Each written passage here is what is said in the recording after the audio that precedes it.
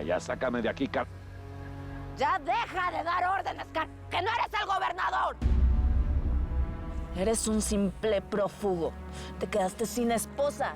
¡Sin hijos también, Sin madre. Yo nada más te estoy haciendo un favor, mijo.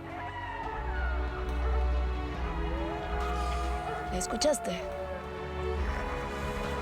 Ya están cerca. A ti te va a matar otro coyote hambriento. Pero ese no va a ser yo. Los voy a matar. A los dos. Les juro que los voy a matar.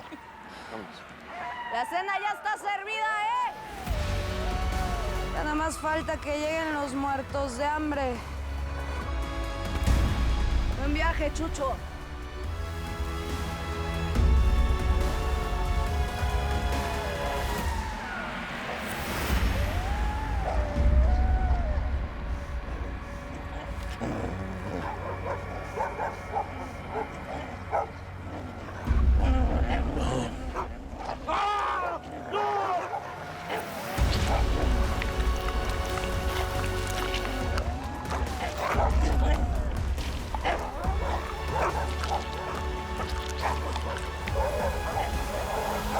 ¿Y ahora qué sigue, mi señor Acero?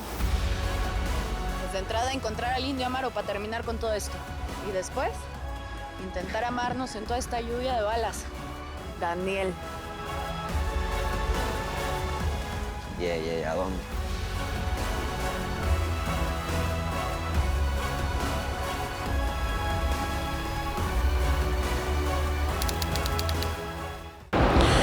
Mil gracias por seguirnos en YouTube.